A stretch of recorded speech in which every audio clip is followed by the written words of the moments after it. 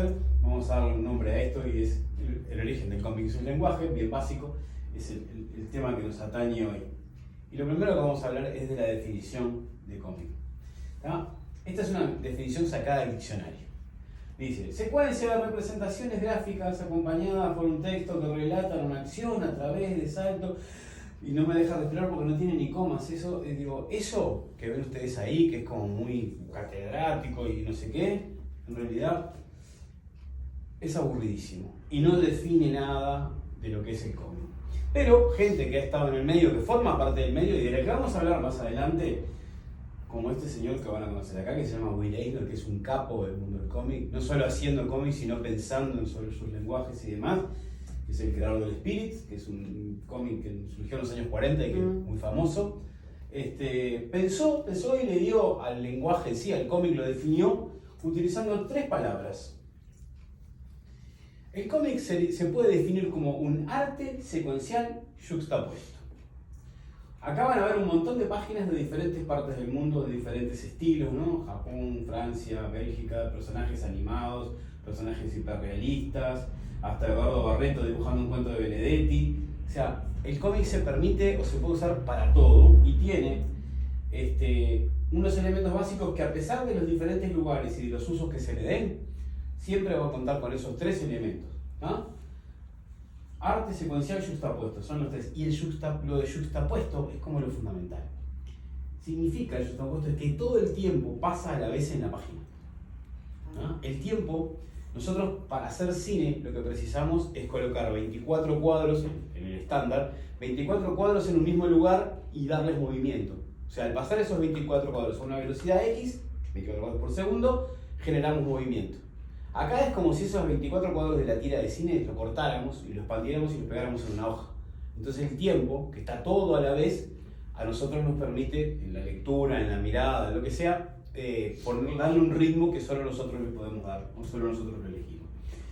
El arte, ¿por qué definimos que es un arte? Esencialmente porque combina las artes visuales, las artes plásticas, con la narrativa. La escritura, la narrativa esencialmente, incluso en un cómic que no tenga una sola palabra, hay narrativa porque tenés que hacer un guión antes de poder desarrollar la historia. Entonces, y la utilización que se hace es la utilización de la narrativa, del cuento, de la novela. Es como el elemento básico para poder desarrollar cualquier historia. Y la conjunción de esos 2 medios artísticos es el que genera el cómic como tercer medio, como siguiente medio. Después, lo secuencial.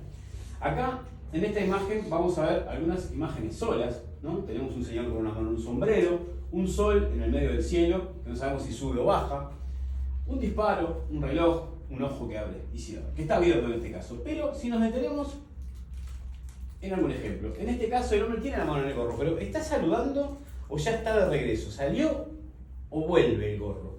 Y por eso necesitamos la secuencia. Un segundo dibujo que nos muestre qué es lo que sigue, qué es lo que va a pasar. En este caso el hombre levanta el sombrero, está saludando, está empezando a saludar. Y otro muy claro es este. Puede ser un amanecer o un atardecer, pero no sabemos. Por eso, para generar la secuencia y hacer entender a la gente, este es un elemento que nos aclara que en realidad es un atardecer.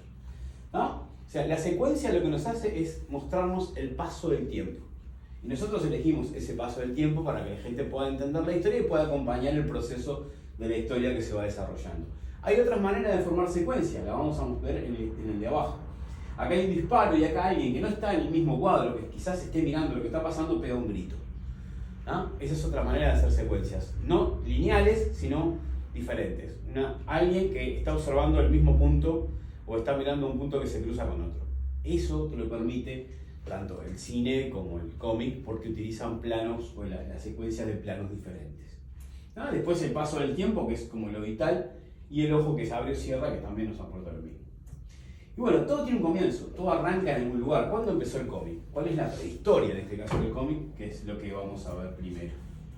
Se puede decir que hay 2 grandes momentos en la historia del cómic, o previos, que nos dan el puntapié inicial de esta historia. Algunos dicen que hasta los jeroglíficos o las bajorrelieves en los jeroglíficos egipcios, y esos también se pueden contar como historias, podría ser, pero es como muy agarrado de los pelos. Acá tenemos 2 ejemplos. En 1676, los aleluyas franceses, los aleluyas, Eran textos que venían acompañados de un dibujo que se usaban mucho en las iglesias, por eso el nombre de aleluyas, para acompañar el canto, los cantos que se hacían en la iglesia. ¿Ah? Eso era como un elemento. Y ese elemento, ese medio, fue tomado de España para expandirlo hasta un poco más. Y ya vamos a ver cómo. Y en 1837, unos cuantos años después, un suizo llamado Rolf Toffler inventa o saca una de las primeras obras que podría considerarse un cómic, que se llama Los Amores del señor Beeswax, que también tiene otros nombres cuando fue editado en Estados Unidos, por ejemplo, o en Inglaterra, que tuvo como otros traducciones diferentes. Acá vamos a ver algunos ejemplos de aleluyas muy arcaicos. Estos de 1600 y pico son imágenes consecutivas que entre todas intentan como compartir una idea visual y con algunas palabras o letras que hacían en ese momento se utilizaban como para armar un poco más la historia. Ese es uno de los más precarios o más antiguos formatos que intentaron como contar una historia a través de la combinación de imagen y palabra. Ahora vamos a ver otro un poco más adelante, donde a través de los personajes, que incluso van a ver que tienen números cada uno de ellos, como que te está diciendo cuál es la secuencia que hay que seguir, ¿no? Y te va mostrando como una actividad de montones de personajes que están relacionados con una historia que se quiere contar.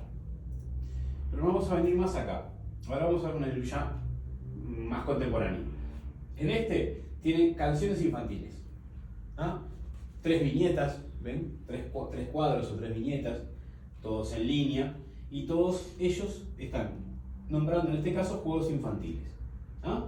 Entonces acá hay una historia que no es secuencia en el sentido de correr el tiempo, sino que es una enumeración de actividades. En este caso, bueno, hay tantos tales juegos infantiles y se van contando. Eso ha tenido montones de aplicaciones. Los españoles más que nada fueron los que desarrollaron esto. Ahora vamos a uno mucho más moderno, pero no es la forma más clara de presentarlo. Esto es un aleluya de la vida y la muerte de Federico García Lorca.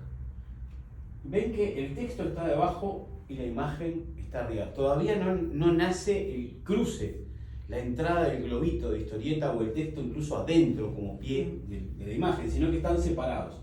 El texto está acá arriba y la imagen va acá arriba y el texto aquí abajo acompaña o complementa el desarrollo. Pero todavía no se han combinado. Y estamos hablando de aleluyas ya esto de fines del siglo XIX, ¿no? Un poquito más quizás. Pero son ejemplos de lo que se hace o lo que se hacía con estos aleluyas que son lo previo al cómic. Y ahora vamos a ver un poquito de lo de Rolf Toffler. Acá tenemos a este señor para que lo conozcan, hay pinturas y dibujos de él. Y acá parte de esa obra inicial de él. Acá tenemos un ejemplo, no existen todavía los cuadros, están como pegados unos con otros, ¿no? Y hay como pequeños textitos que nombran a los personajes o detalles. Las imágenes son difíciles porque no se consigue mucha imagen de esto, entonces no son de una gran calidad, pero se puede apreciar que hay un personaje, que hay actividad entre dos personajes que están como hasta enfrentados y que tienen que ver con lo que va sucediendo en la historia. Acá tenemos otro ejemplo, diferente, ¿no? Otra vez, un dibujo pequeño pegado a otro dibujo y textos debajo que acompañan lo que está pasando en las imágenes.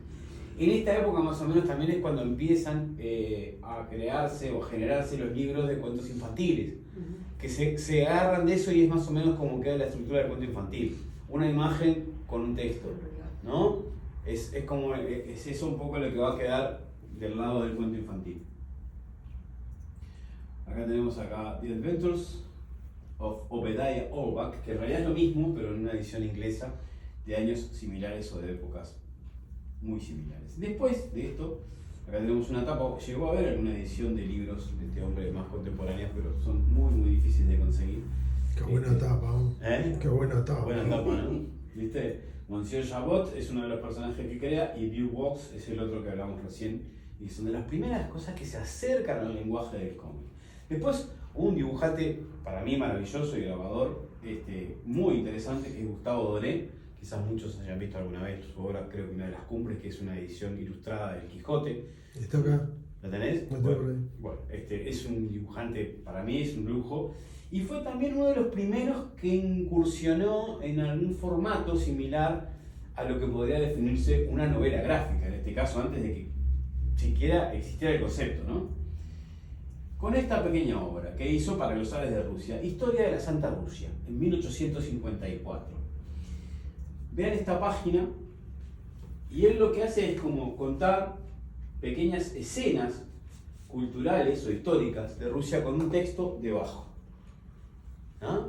De vuelta, la combinación sigue siendo la misma. Pasaron años para que saliéramos de ahí y entráramos en otro terreno. Pero acá vamos con otra imagen. Descripciones de hechos. Por ejemplo, acá los herreros y los trabajos o los resultados de esos herreros, que eran considerados como los trabajos fundamentales de esa época y de ellos. Y bueno, montones de historias que tienen que ver con eso. Después, por el otro lado, temas geográficos. O sea, un desarrollo de la historia de Rusia muy cultural, pero a la vez para llegarle a todo el mundo, ¿no? Te hago una pausa, Gus. Sí. En el caso ese que están viendo de los grabados, que es una cosa que se hace en talleres, que se puede hacer en grabado en metal, se trabaja un metal y con una punta se hace el dibujo como si lo estuvieran como rayando. Después a eso se le aplica una serie de cuestiones, se le pone tinta, un papel mojado pasa por una prensa y cuando lo pasa por otro lado levantan la hoja y hacen una transcripción, o sea queda el dibujo que hay que trabajarlo al revés. Claro, hay que hacerlo invertido. Después por eso me acordamos por ahí un grabado en madera, que hay que hacerlo al revés, porque cuando sale la hoja tiene una expresión fuertísima. O sea, eso no es solamente lo que está publicado, claro, sino que la plancha del original de eso es una maravilla. Una maravilla. No sé si existirá ni quién los tendrá. Pero sí, sin lugar a dudas son algo excelente, ¿no? Yo estoy haciendo pausas ahí para de repente alguna cosa ampliarle la parte técnica. Dale, sí, bárbaro, vos avísame y lo... Bueno, esto más que nada quería mostrarles ejemplos, vean los trabajos, aparte si lograr estos colores, ¿no? O sea, ahí no sé cómo trabajaron, porque el color en la misma prensa... No. ¿Sí? ¿Se puede lograr varios colores? Colorean la plancha.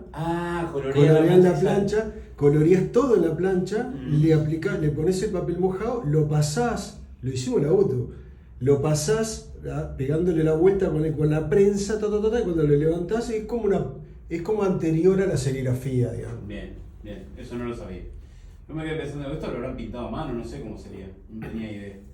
Acá hay uno un poquito más grande para verlo mejor, ¿no? El tipo de trabajo que hace él. Y que realmente, vos mirás, es un libro enorme aparte. Vieron que yo les muestro el volumen, les mostré tapa y contratapa. Es un libraco enorme que debe haber hecho algunos. No sé cómo se tirarían ejemplares en ese momento, pero bueno, obviamente alguno debe quedar en algún lado, porque esto anda fotos por ahí que se pueden conseguir. Después, en Alemania, en 1832, nació Wilhelm Busch, que fue el creador de dos personajes que después se van a replicar hasta el cansancio ya cuando las historietas están consolidadas como tales. Los personajes que crea este señor, que es alemán, son Max y Moritz. Acá se los voy a mostrar. Son ya te digo, las primeras cosas llegadas al dibujo, tirando a lo cómico, a la caricatura, para trabajar sobre todo el humor. Y el tipo de publicaciones eran también, de vuelta, dibujos y un texto en el medio, la unión, ¿no? Vos ahí te das cuenta que ellos donde están mirando y con la caña de pescar lo que quieren es robar esto. Son solo dos dibujos, pero ves claramente que lo que ellos miran y buscan es esto que está acá abajo. Incluso en la hoja tiene la sensación de que están mirando de forma directa. ¿No? Esas son cosas que en el lenguaje del cómic después sirven mucho para posicionarse en la página, a la hora de elegir los encuadres y las cosas que se usan para dibujar. Acá tenemos otro ejemplo. Acá a alguien le pusieron unas cucarachas en la cama, seguramente uno de ellos dos, y bueno, ese es el resultado. Alguien que les había hecho alguna jugada, alguien que los retó o les dijo algo, y bueno, se vengaron metiéndole unas cucarachas en la cama y bueno, que se maneje, ¿no? Seguimos, esto es 1865, ¿no? En la época de estas historietas. En 1867 van a aparecer en Inglaterra Alice Looper, que es de Charles Henry Rose, y Emily Louise Tessier, que era la mujer. Ellos dibujaban y trabajaban juntos lo que eran los diseños. Ya publicados en diarios, acá estamos hablando de publicaciones periódicas, que ahora vamos a ver algunas páginas. ¿Tá? Si se fijan bien, acá dice, pero lo voy a decir yo porque no se ve muy bien, 13 de mayo de 1874. Esto es una página de un diario donde ellos, con pequeñas viñetas sueltas, a veces no con continuidad como una historia, van como contando hechos o detalles sociales, esencialmente, de la época, ¿no? Y Alice Looper es un personaje que tiene ellos como un borrachín, un tipo de nariz redonda, gordo, rojo, el cara medio que es el que tiene mucho que ver con la mirada que se le da a todo eso, porque siempre es como desde un punto de vista satírico, ¿no? Humorístico. Ahí tienen otra imagen más de una página mucho más desarrollada, más o menos de la misma época. Vamos a ver un par más. Acá tienen uno más. Algunas cosas poco comunes, objetos poco comunes que salen de la orilla del mar. Y ese es el tema, y bueno, después son como viñetas sueltas, pero vinculadas al tema que tiene que ver con el título de la página. Seguimos, ¿no? Dibujo arriba, texto abajo. No se combinan todavía, le llevó mucho tiempo lograr el concepto de combinarlo y cómo, de descubrir cómo combinarlo. ¿Está? Un gran desarrollo que se le da a la historieta del cómic, o la conformación de las tiras cómicas, comic strip, tiene que ver con estos dos señores. Uno de ellos es el Pulitzer, hay un premio periodístico hoy que es muy grande, muy renombrado en honor a él, y su contrincante, o su enemigo, se podría decir que era William Randolph Hearst. Estos dos señores eran magnates de la prensa, tenían poder económico muy fuerte y tenían una cadena de diarios enorme, y encuentran en la tira cómica, en el desarrollo del dibujo humorístico y demás, un elemento que atrae a la gente a comprar el diario. Y empiezan a pelear incluso hasta por los dibujantes para tenerlos con ellos, para contratarlos y que sirvan para sus periódicos. Hay una gran guerra entre ellos. ¿No? William Randolph Hearst, que lo vimos último, es en quien se inspiró Orson Welles para hacer El Ciudadano Kane, una película muy vieja que no todo el mundo va a tener de referencia, pero que es un clásico en la historia del cine. ¿No? Acá hay una imagen muy clara de ellos, tiene que ver con la guerra que llevaron adelante. Están así, la guerra están con esa ropa, porque la primera pelea que tuvieron, la primera disputa a nivel de contratar a alguien, fue para contratar al dibujante del que sería el primer cómic de la historia. El primer cómic considerado cómic en la historia. ¿Tá? Notarán que lo que ellos dicen ahora está integrado en el dibujo. Está metido en sus ropas. Esto es un homenaje un poco a ese personaje que se llama Yellow Kid, que ahora lo vamos a ver. ¿Tá? Entonces, el cómic, para desarrollarse, arranca primero convirtiéndose en una tira cómica, o sea, el eje es el humor, que es la manera de llegar a la gente, en viñetas de 3 o 4 tiras, que tienen 3 o 4 viñetas, porque así salían en los diarios en la página, sobre todo en los diarios dominicales, que empiezan teniendo páginas donde tiritas de diferentes personajes o diferentes anécdotas se cuentan por ahí. ¿Tá? Como les decía, el contenido inicial hace hincapié en lo cómico, como el humor y la referencia a la caricatura como elemento para desarrollarse, para que la gente llegue a mirarlo o prestarle atención. Después, con el tiempo, el cómic soltó el humor y se abrió a todas las demás formas de contar historias, que son muchas. Y lo vamos a ir viendo acá en el proceso de esto. Uno de los primeros fue Richard Outcault, que creó, como les decía, en 1895 al Yellow Kid. Este personaje es el que tanto se disputaron después estos dos magnates del periodismo para tenerlo trabajando con ellos en sus diarios. ¿Tá? Y acá de nuevo, una viñeta sola, con un texto debajo que dice lo que dice cada uno de los personajes, que todavía no se combinan. ¿Tá? Hay otro tema, o varios temas más. El tema de esta época del periódico, de los periódicos en Estados Unidos, buscar el apoyo gráfico, el apoyo del humor, de los chistes y demás, apuntaban a acercar a la compra de diarios a los inmigrantes, que eran muchos. La cantidad de inmigrantes que venían a Estados Unidos a buscar hacerse la América en esos años eran un montón. Entonces había gente de montones de nacionalidades que en muchos casos no manejaban el idioma, pero podían entender la imagen. Y era una manera de acercarlos. ¿Ah? Eso, y que también el analfabetismo también era bastante grande. Entonces la imagen apoyaba o permitía entender un poco más a montones de personas que por algún motivo no leían de forma asidua un periódico. Y era como acercar a los no lectores al uso del diario. Y acá tenemos una gran viñeta. El primer campeonato de béisbol de los Hugan Halley. Hugan Halley es el callejón donde vive el personaje y donde se desarrollan las historias. Y acá, hoy que les hablaba de tiempo, van a ver esto. Acá hay un montón de tiempo que transcurre, porque están pasando un montón de cosas a la vez. Y el tiempo está desordenado. No tiene un orden. Es nuestro ojo el que nos va a dar un orden, la manera en que miremos la lámina. Entonces el tiempo está como revuelto. Vos podés ver de cualquier manera la imagen. Hay cosas que te vas a perder, hay cosas que en realidad van antes que las otras, pero son un montón de gags. Y lo principal está acá. el personaje Yellow Kid tiene en su pechera, en su ropa, engrampado, en blanco, separándolo del amarillo de su ropa, un texto que dice él. Esto es el antecesor al globito de la historieta. A que se separara y se convirtiera en una cosa que está arriba del personaje o a un costado diciendo algo. Esta es una de las primeras maneras de llegar al formato cómic, de separar el texto pero a la vez incluirlo dentro de la historia. Esto es 1896, ¿no? Vamos avanzando en el tiempo. Ahora 1897.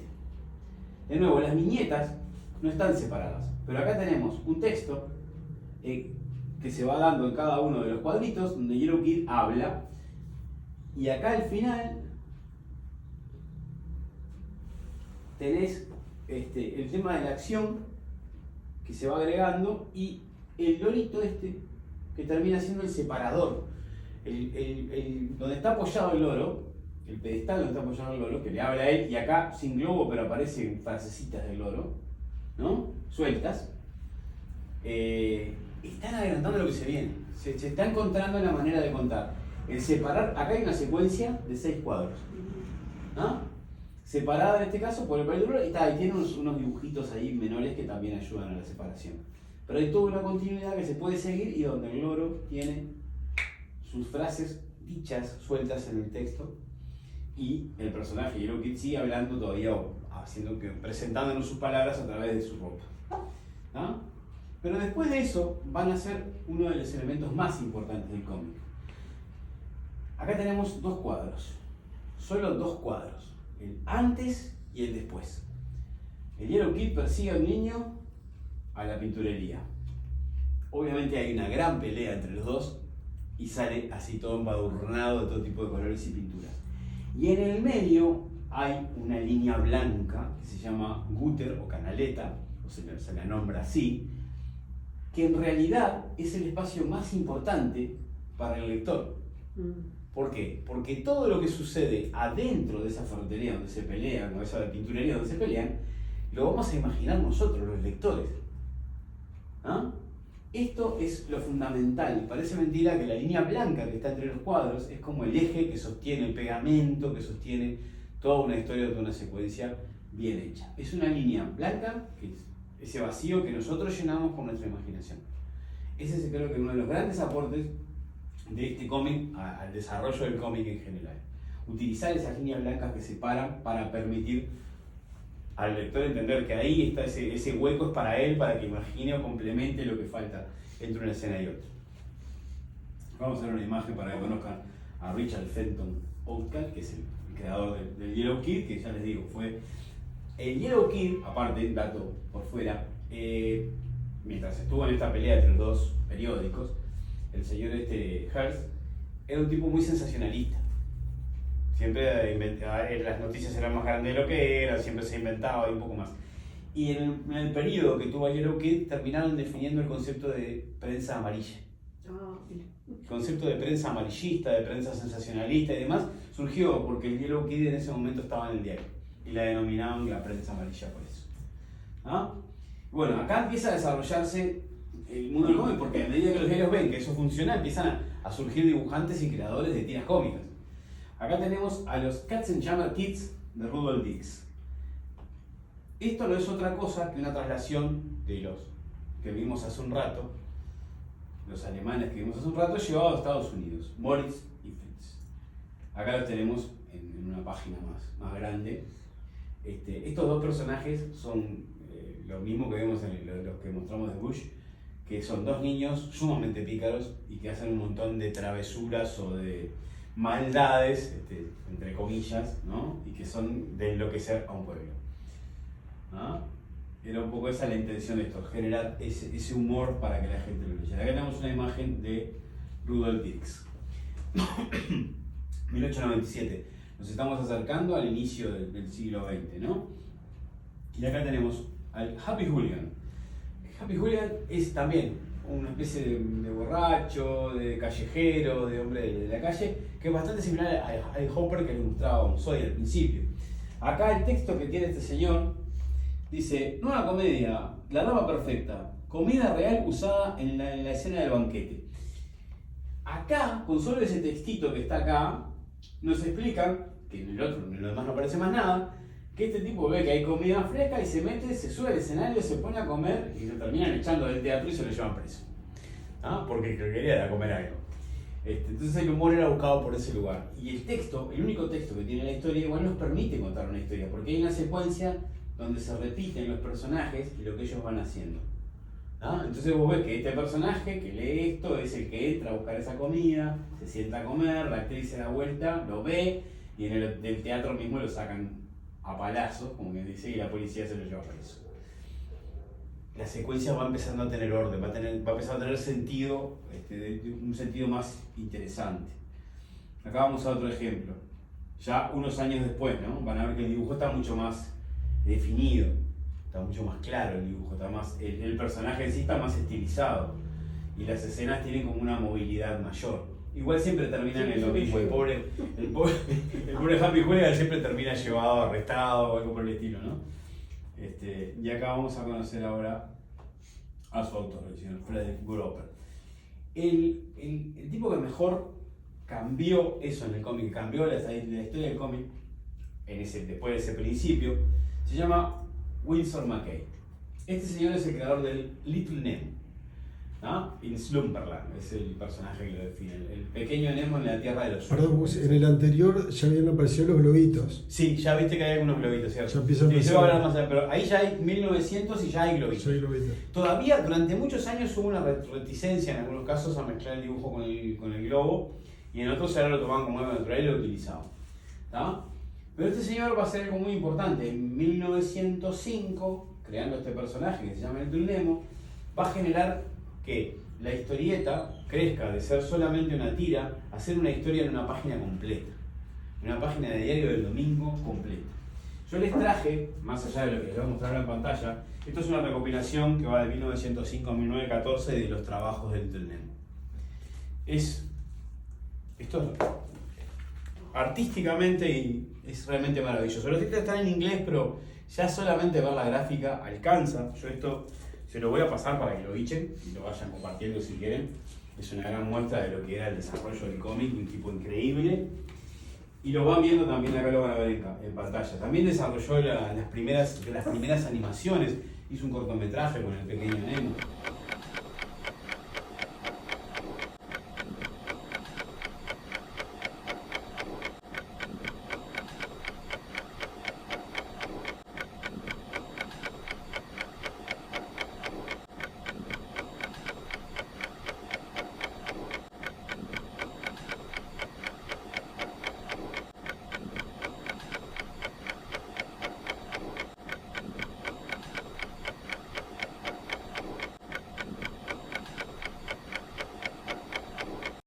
Vean cómo empieza a aplicar el concepto del servicio, de las figuras, de los cuadros, de las viñetas, a la narrativa que está utilizando, ¿no? Empieza en una línea como son las tiras cómicas, una línea completa. Pero después acá, que empieza a hablar de que aparecen unos zancos y empieza a jugar con la textura y con los tamaños, termina utilizando un formato casi de escalera para mostrar todo el desarrollo de la viñeta. Normalmente las historias de Little Nemo eran similares, muy surrealistas, muy locas. Era un niño que dormía y en un momento, en el último cuadro, siempre se caía de la cama y se despertaba de lo que estaba soñando, que es lo que vemos en la página completa. Eso es lo que se ve en cada historia. Incluso tenía personajes recurrentes que eran sus amigos y estaban ahí y formaban parte de eso. Acá tenemos otra página que nos muestra más o menos la misma estructura, ¿no? O sea, la primera viñeta la primera línea de viñetas es una estándar, la segunda es un poco más grande y la tercera más grande. Y es todo el servicio de las patas de esa cama que crecen, para mostrarnos eso, para darle espacio a todo eso que crece ahí. Y de nuevo, última viñeta, pum, se cae de la cama y se despierta. ¿No? Es como tiene como una cosa que es permanente. Acá tenemos otra más. Acá aparecen un par de personajes que son amigos de él, el payaso y el otro africano ahí, parece un africano, siempre es una mezcla de payaso como vestido de, no sé, de indígena o algo, que lo acompaña a él en sus aventuras habitualmente, están ahí en la vuelta. Incluso en el cortometraje que hay hecho al respecto, aparecen esos personajes allí también. ¿No? Y ahora les voy a dar es una pregunta, pero creo que la propia pregunta ya ofrece una respuesta.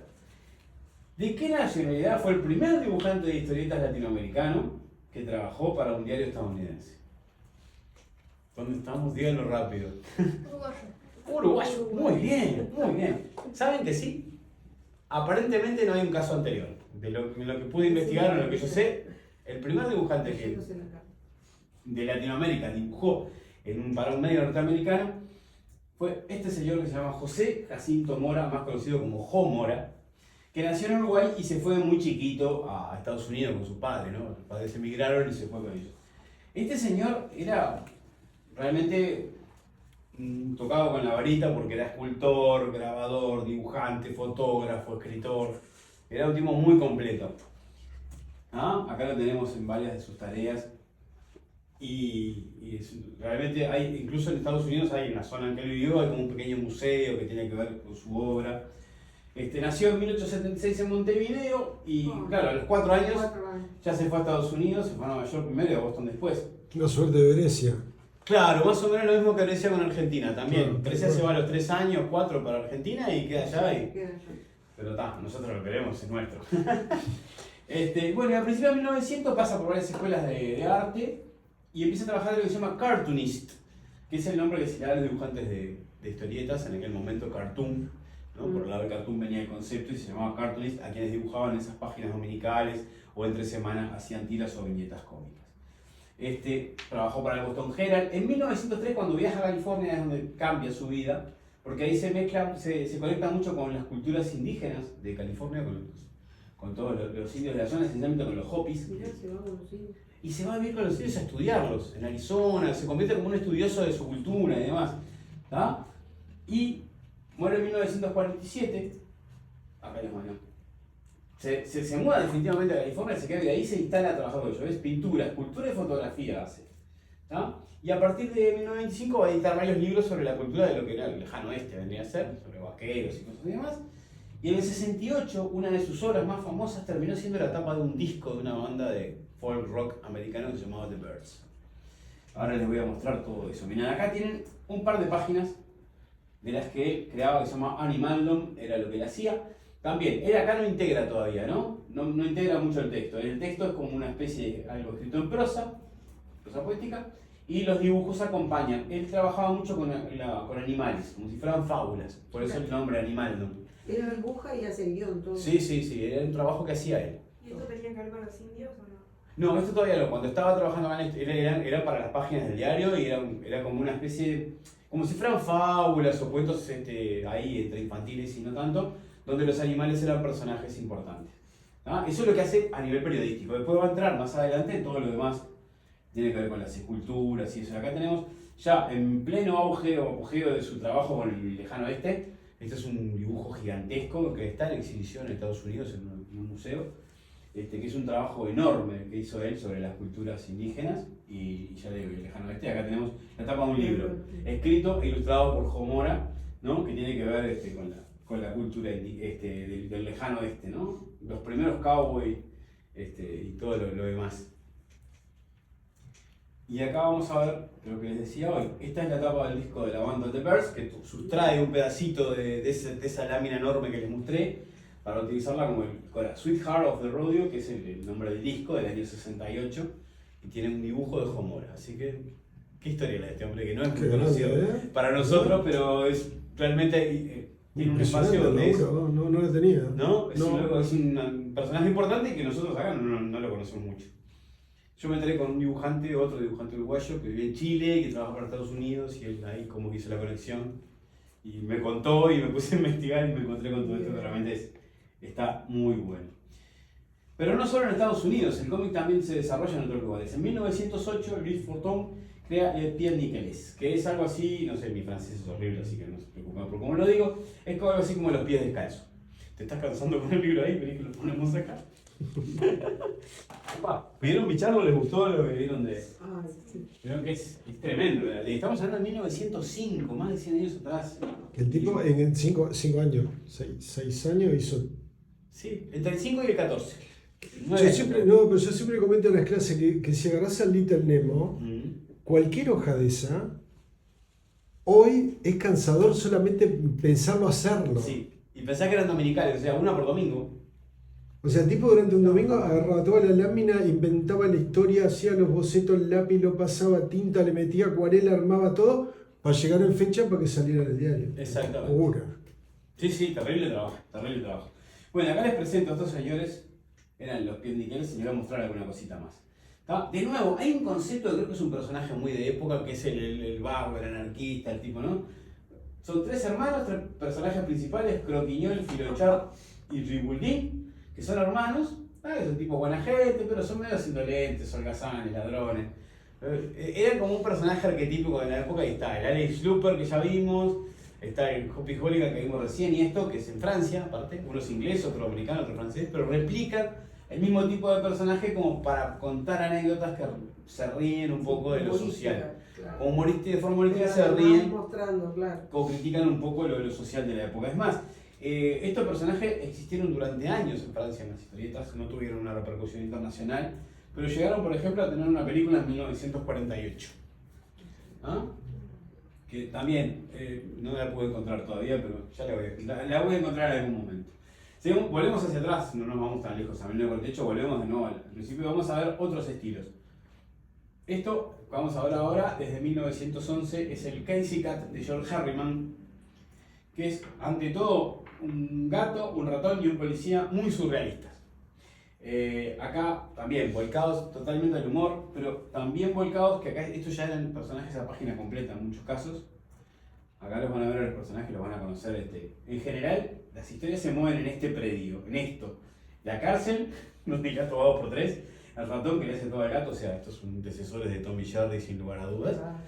Y el policía que un poco está ahí como en el medio para dirimir acciones entre los dos. Un gato que aparte le gustaba que le tiraran ladrillos en la cabeza, nunca se explicó por qué, pero es parte del surrealismo de los personajes.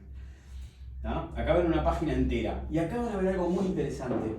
En esta página completa, que sería como una página dominical, ya los cuadros no mantienen línea ni tamaño. Hay cuadros un poquito más grandes, unos superpuestos sobre otros, algunos inclinados. Se empieza a jugar con otro entorno, no solo con lo que es el dibujo en sí mismo y el texto, sino con la forma de los encuadres. Se empieza a jugar con el encuadre. Es parte de eso como medio surrealista, medio loco que tienen, porque obviamente los encuadres tienen que ver con la acción que está sucediendo dentro de la viñeta.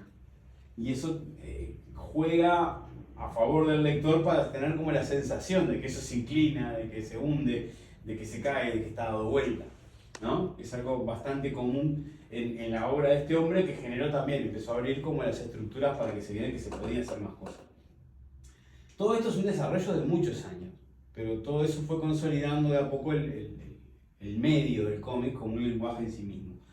Por ahora, el cómic que estamos viendo siempre salía en los diarios. Ya vamos a ver algo un poco más. Después tenemos por acá al señor George McManus, creador del Breaking Up Father, que es otro tipo de historietas que van a surgir y se van a hacer muy fuertes, que son las historietas costumbristas, ¿no? El humor familiar, el humor del dueño de casa que habla con la mujer y que se pelea con los hijos. Entonces, un montón de clichés que durante muchos años fueron parte como del humor cotidiano a nivel de gente, familia y demás.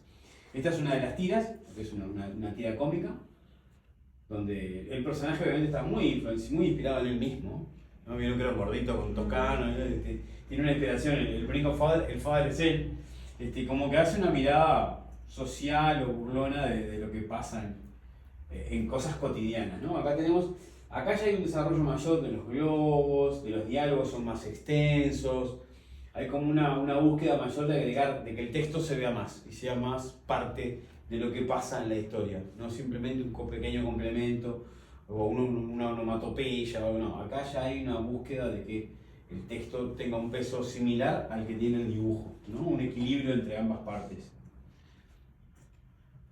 Otro ejemplo de página, acá a color para que lo puedan ver mejor. Todo esto salían en tiras cómicas en la página americana de los diarios, ¿no? Durante muchos años fue como lo que sostuvo la historieta como medio. Y seguimos. Ahora vamos a dar un paso diferente.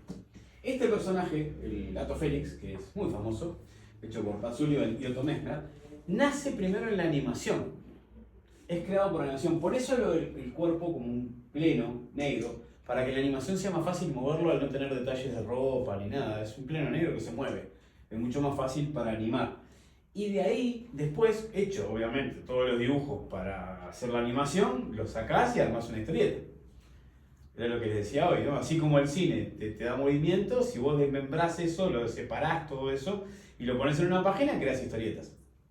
Entonces ellos después se volcaron con el personaje que había pegado mucho a hacer historietas con el mismo gato que después hubo, no sé, todo lo que es merchandising, antes de que existiera el concepto de merchandising, ya lo hacían ellos con este gato.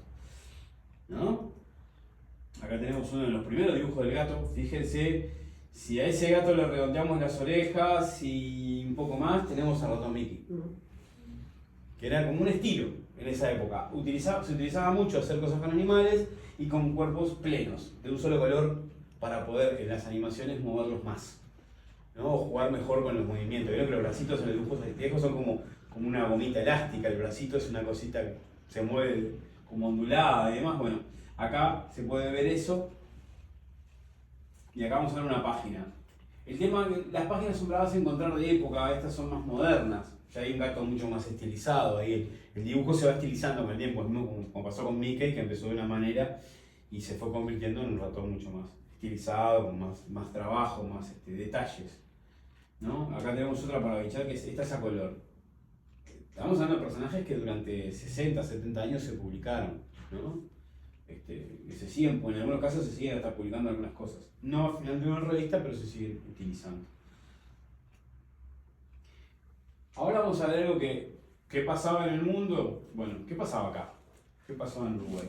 Acá, en 1924, el diario El Plata es el que inaugura un suplemento dominical que incluye un espacio para los más chicos, dedicado a historietas, pero todas venidas del exterior. Todavía no teníamos historietas propias. Hay revistas que ya usaban el humor gráfico desde fines de 1800, eso sí, pero lo vamos a ver cuando hagamos un especial sobre el desarrollo en Uruguay. Lo vamos a tener también. Pero hoy no les quise abrumar con mucho, sino centrarme en la línea de tiempo básica para que puedan ir viendo bien el desarrollo. Y acá en Uruguay, entonces, en 1924, es que aparecen las historietas como parte del diario. Se empiezan a utilizar como una parte más del diario, todas venidas de afuera, porque existían algo que se llamaban los syndicates, donde todos los artistas llevaban su obra ahí y esos los vendían a nivel general para otros diarios, para otros medios. Todo un tema legal y económico que de ahí entraríamos en un rollo medio pesado que no define nada. Pero sí tiene que ver con la forma en que las diferentes líneas de historietas fueron creciendo. Y bueno, empezaron a hacerse eso. En 1924 aparecen las primeras historietas en el diario acá, ¿no? En los diarios comunes. Y en 1928 van a hacer un indio que se llama Curuguá, Cuiguá. En realidad nosotros lo conocemos como Paturuzú, pero el primer nombre que tuvo fue ese, que es ilegible, ¿no? Pero en la revista crítica, en la tira cómica que se llama Aventuras de Don Gil Contento, aparece como invitado un pariente lejano que viene a visitar a Don Gil Contento, que es Paturuzú, y termina ganándole el espacio al personaje principal y creando su espacio propio. Paturuzú es, de una manera bastante extraña, como es un tipo es muy rústico, pero a la vez como muy poderoso. Es como un antecesor de los superhéroes desde el punto de vista del humor, ¿no? Es un tipo que tenía poderes para salir adelante y resolver cosas que humanamente no eran posibles, ¿no? Y bueno, se genera. Dante Quinterno es uno de los historietistas más importantes de Argentina, uno de los primeros que empieza a desarrollar una escuela, que la escuela argentina en sí misma es una de las escuelas importantes también. En Latinoamérica es como la escuela, ¿no? Así como lo franco-belga es para Europa, o Japón lo es para toda Asia del Este, como base para las demás, que se desarrollen las demás formas de contar historias. La historieta argentina es como el eje. Es más, una gran cantidad de dibujantes uruguayos siempre tienen que hacer el paso de ir primero a Argentina para después proyectarse al mundo. Y vamos a ver ejemplos de eso cuando hablemos específicamente de los nuestros, ¿no? Después, otro personaje que va a anteceder a los superhéroes es Popeye. Un personaje muy conocido. Acá tenemos a su autor, Elsie Krüger Segar, que él lo tiene dibujando un Popeye gigantesco. Y acá tenemos uno de los primeros dibujos de The Timber Theater lo presenta al señor Popeye. Acá vamos a ver ahora alguna tira cómica para que tengan una idea mayor. También personajes recurrentes. Una cosa fundamental que los dibujantes tuvieron que explorar y trabajar mucho: cómo lograr que el personaje no pierda su fisonomía cambiando de ángulo, ¿no? Su cara acá, de frente, de costado. Había que trabajar mucho con los personajes, como bueno, cómo en algo de los planos proyecto su cara, si la veo de frente, si la veo de perfil, si la veo de arriba, si lo veo cara de abajo.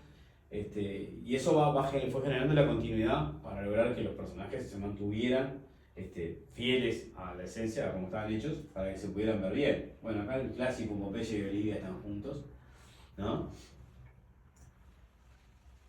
Vamos a ver una página completa. Esto ya es más adelante, cuando Popeye pasa a tener alguna página en un diario, o cuando, en vez de nomás, vamos a entrar en el terreno de que el cómic se independiza del diario y empieza a ser revista por sí mismo, ¿no?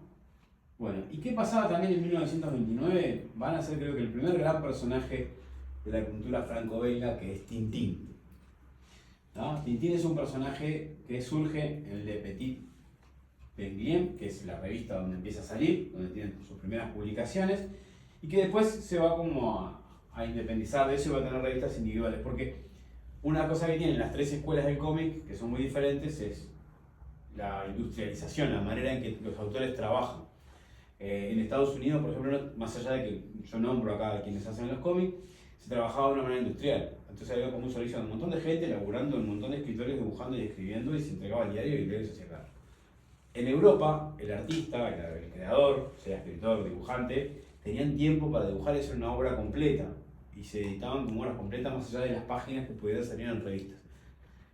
Y eso generó como un estilo diferente y una forma diferente de desarrollo del lenguaje del cómic en esos dos lugares. Ya tenemos Tintín en el Congo, otra portada más para que ustedes pudieran ver.